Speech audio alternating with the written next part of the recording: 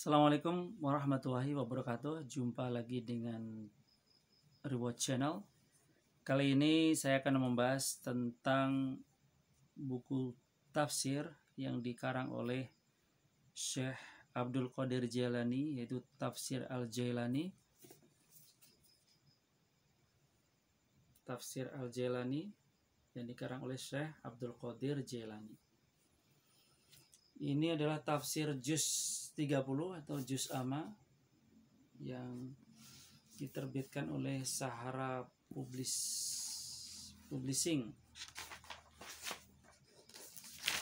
Terbit tahun 2011 dengan hardcover. Kemudian tebalnya sekitar 303 halaman.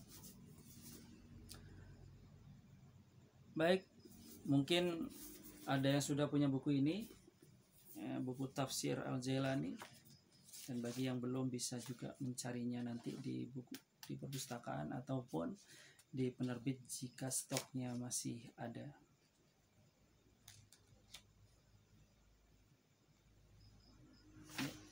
Syekh Abdul Qadir Jailani ini pemikirannya tidak keluar dari Al-Quran dan Sunnah, sehingga orang sangat yakin. Apalagi juga dia terkenal seorang tarekat, ya. Baik, kita coba lihat di tafsirnya, ya. Kita lihat di tafsir surat An-Nas, surat ke 114. A'udzubillahi minasyaitonir rajim. Bismillahirrahmanirrahim.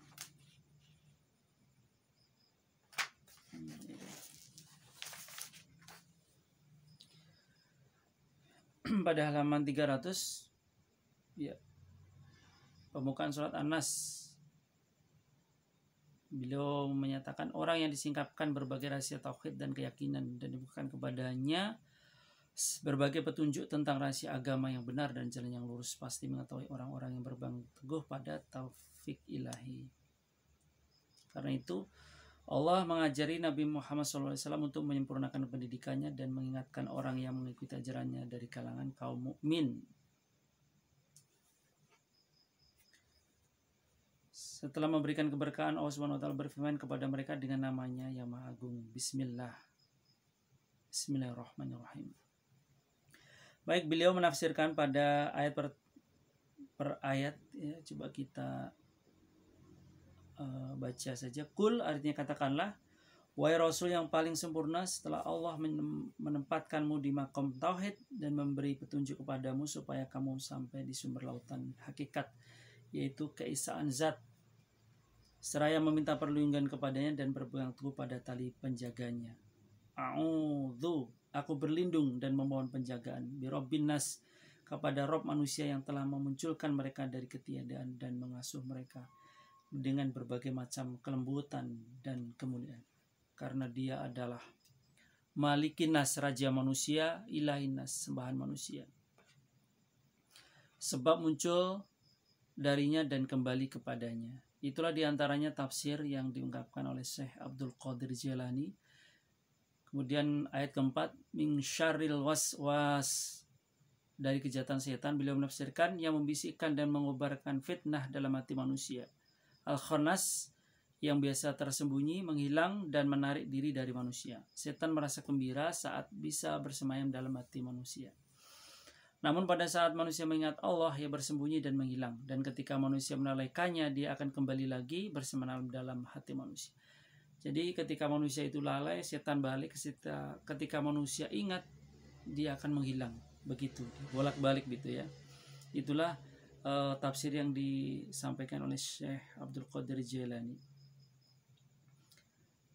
Dan ketika manusia melekatnya, ia akan kembali lagi bersemayam dalam hati manusia. Jadi antara mengingat Allah dengan bisikan setan saling menyingkirkan, seperti halnya cahaya dengan kegelapan yang datang silih berganti. Ya. Ketika ada cahaya, gelapnya hilang. Ketika tidak ada cahaya, gelapnya datang. Itulah perumpamaan yang diberikan Syekh Abdul Qadir Jailani dalam menafsirkan min syarril waswas. Ini samanya dengan angan-angan yang memberi bantuan pada saat pendahuluan, lalu pada saat suatu urusan sudah sampai di hasil akhir, ia kembali lagi dan pada kondisi awal dan terhalang. Jika dikatakan mayit itu benda mati dan benda mati tidak perlu untuk ditakuti, angan-angan akan menguatkan pernyataan ini. Sedangkan pada saat dikatakan mayit tidak takut kepadanya, angan-angan akan lari seperti halnya keledai yang berlari kencang saat melihat singa. Alladzi wasisu fi sudurinas, yang membisikkan kejahatan ke dalam dada manusia. Ketika manusia lupa ingat Rabb mereka dan menyusahkan kebutuhan hawa nafsu yang berasal dari angan-angan mereka. Minal jinnati wan nas, dari jin dan manusia. Kalimat ini berkedudukan sebagai penjelas bagi kata bisikan atau berkaitan dengan pihak yang membisikkan. Maksudnya setan membisikkan kejahatan dalam hati melalui bangsa jin dan manusia sendiri, dengan cara menyusup ke dalam diri manusia, dalam diri mereka ya, yaitu jin dan manusia, dapat menyebabkan bahaya dan menghasilkan manfaat dengan kekuatan dan kebiasaan dimilikinya. Lalu mereka mengajukan permintaan dan harapan pada keduanya sehingga mereka pun jatuh dalam lumpur kebingungan dan jurang kesesatan. Itulah salah satu contoh surat An-Nas yang ditafsirkan oleh Syekh Abdul Qadir Jilani. Begitu dengan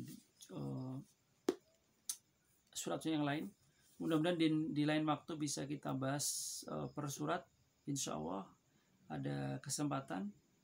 Dan sampai di sini kajian singkat tentang tafsir Al-Jilani yang dikarang oleh Syekh Abdul Qadir Jilani.